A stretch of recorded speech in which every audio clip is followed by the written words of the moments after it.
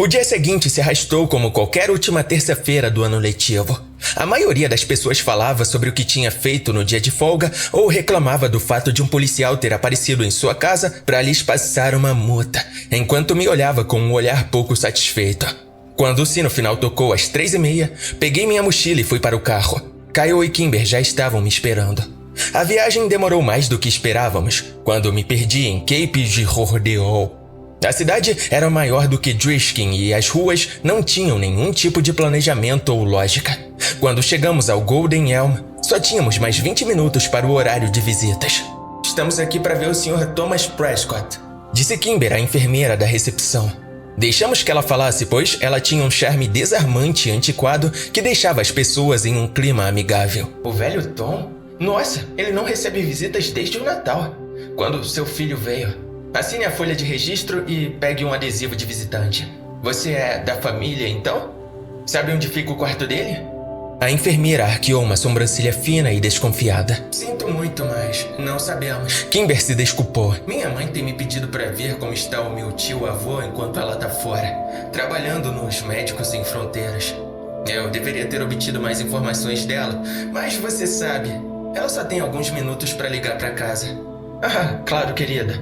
Deixe-me chamar alguém para acompanhá-la, então. Um funcionário nos levou ao quarto de Tom Prescott, que estava vazio. Ele apontou para o final do corredor e disse: ele gosta de ler no solário. Caminhamos pelo corredor e encontramos um homem velho e magro, sentado sozinho e sussurrando para si mesmo. Ele estava sentado em uma mesa em frente a um tabuleiro, movendo as peças de xadrez ao redor dele. Tom Prescott? Disse Kimber, sorrindo. Ele não olhou para cima e eu me perguntei se ele a teria ouvido. Kimber respirou fundo para tentar novamente, mas o velho de repente bateu com um punho na mesa. Sou eu! Droga! Sou o Sr. Thomas Prescott! Não me chame de Tom! Os filhos das pessoas costumavam ter mais respeito. Sinto muito, senhor. Kimber disse gentilmente ao se sentar na cadeira em frente a ele. Vocês, crianças, não têm respeito! Vocês ao menos sabem quem eu sou? Foi meu filho que fez isso. A mãe daquele garoto deveria tê-lo chicoteado. Mas ela foi branda e agora ele tá correndo pela minha cidade espalhando sua vulgaridade de desrespeito. Nossa, desculpa, Sr. Prescott. Nunca tivemos a intenção de ser desrespeitosos. Nós o admiramos muito. O senhor é o homem que transformou nossa cidade no que ela é hoje. Todos se lembram disso. Driskin estava sofrendo e a cidade estava morrendo. E então, o senhor a consertou. Nós sabemos disso. Eu fiz o que tinha que fazer. Resmungou o velho. A cidade era minha. Ainda é. Quem é você, garotinha? Pra ver aqui e sugerir o contrário. Não foi isso que eu disse. Kimber mudou de tática. E quanto a quem somos, somos os filhos de Mira McCaskey. Você se lembra dos McCaskey? Então você é neta de Aida. Isso explica por que você não tá lá. Trocamos olhares intrigados. Estamos bem aqui, Sr. Prescott, disse Kimber. Você sabe o que eu quis dizer, mocinha. Todos eles sabem. Eles sabem que eu resgatei a cidade, que é a minha cidade. É claro que eles me deixariam fazer o que eu quisesse, desde que o dinheiro continuasse entrando. É por isso que a cidade é minha. O dinheiro ainda tá entrando? Kimber testou. Bem, você tá aqui, não tá? Eles não gostaram, mas aceitaram o dinheiro. Eles não sabiam, nem tudo. Não sabiam, mas suspeitavam de alguma coisa. E não devem ter se importado com isso, porque continuaram elegendo Clary e continuaram aceitando o dinheiro. Prescott pegou um peão e passou os dedos sobre ele enquanto falava. É apenas um pó, você sabe. Tão despretensioso. Um pó fino e macio. O pó não sabe o que é. Não sabe que é ruim. São as pessoas que dizem que é ruim. Mas precisava ser feita. Você sabe disso. Aida, você sabe que tínhamos que fazer isso. Kimber o pegou. Sei que tínhamos que fazer isso, mas é o seu filho. Acho que ele não tá fazendo isso direito. Bem, é claro que ele não tá. O idoso Prescott bateu com um punho na mesa novamente e 2 torres do tabuleiro caíram no chão. Elas eram minhas. Ele as tirou de mim. Ele achava que poderia fazer melhor, mas pegou as minhas e arruinou meu legado. Décadas de trabalho e agora tudo está sendo controlado pelo pó. É a poeira do império desmoronado. E quanto aos homens esfolados? Perguntei, tomado pelo momento. Do que você tá falando, garota? Ele rosnou. E a casa da árvore? A árvore tripla? O que é isso? Pra que serve? Árvore tripla? Eu não autorizei isso. Pagamos o triplo do preço, mas foi apenas por um curto período, quando as coisas estavam devagar. Certamente nunca cobramos o triplo. Isso é um mau negócio. Onde está Borra? Meu filho idiota tá te dizendo isso? Ele te ofereceu o triplo por eles? Ele tá arruinando a minha cidade, não tá? Droga, Jimmy! Traga-o aqui! Aida, chama meu filho ao telefone! Diga ao Jimmy que eu quero falar com ele! Diga a ele que eles ainda são meus! Aida! Aida! Chame o Jimmy ao telefone! Kimber deu um pulo e Kyle a empurrou para trás, enquanto o velho se levantava, alto e imponente. Estávamos indo para a porta quando o auxiliar entrou com um olhar de desaprovação no rosto e nos expulsou. Muito depois de termos chegado ao saguão, ainda podíamos ouvir Tom Prescott gritando por seu filho. A viagem de volta para casa foi tranquila e passei o tempo tentando encaixar as peças do quebra-cabeça. Os homens esfolados, a árvore tripla, o cavalheiro brilhante, o pó. Essas coisas pareciam ter sido tiradas às cegas do éter, aleatórias e sem sentido. O véu sobre meus olhos era espesso e pesado, mas eu estava mais perto de Borrasca do que jamais estivera antes. Eu podia senti-la ao meu redor, mas não podia ver. Eu quase podia tocar, mas ainda não conseguia compreender.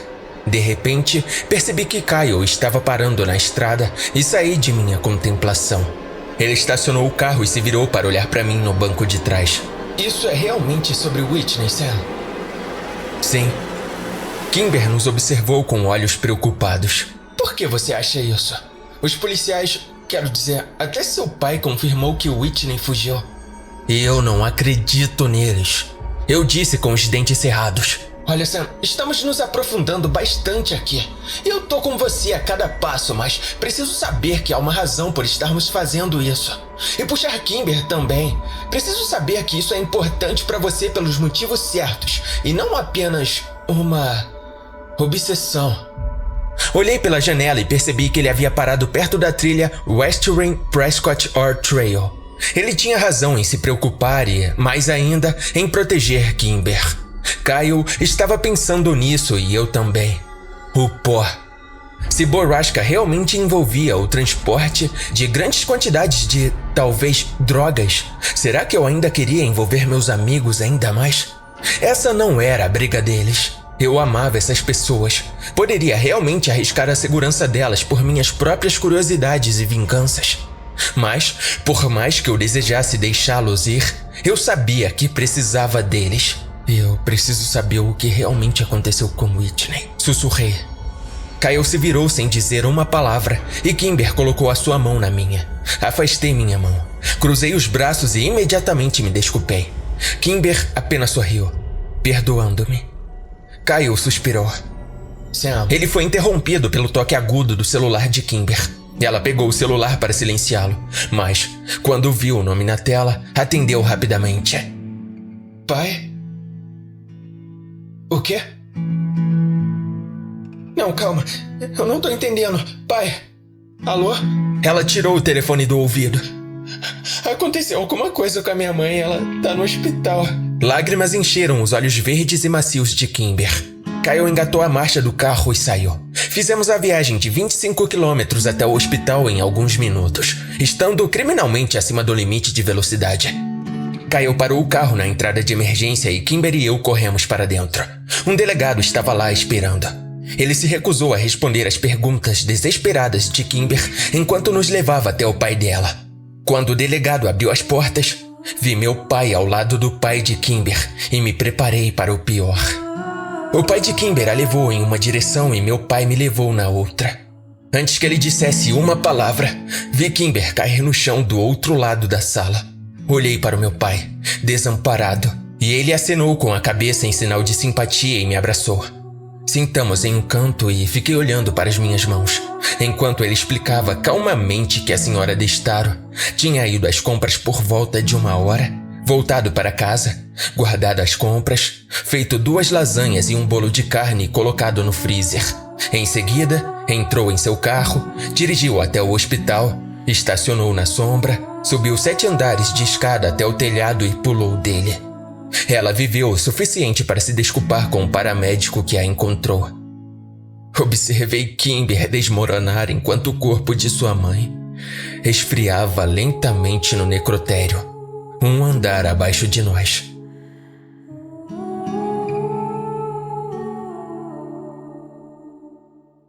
Esse episódio foi uma produção de Mix Labs.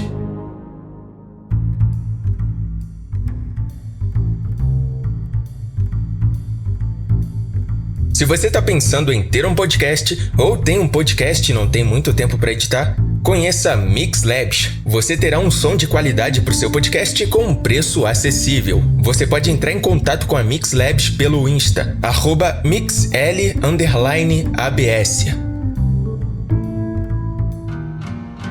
Olá, querido ouvinte, aqui é o Jack. Muito obrigado, Mariana, apoiadora aqui do podcast. O seu apoio faz toda a diferença. Se você quiser e puder se tornar um apoiador ou fazer uma doação e deixar sua mensagem para eu ler aqui, e com isso ajudar o podcast a se manter, tem meu Live Pix e apoia-se na descrição do episódio e podcast. Não esquece de seguir no YouTube, é @darkjackpodcast, e no Insta, @darkjack.yt. E-mail para contato, darkjackcontato@gmail.com. Meus agradecimentos e até a próxima história.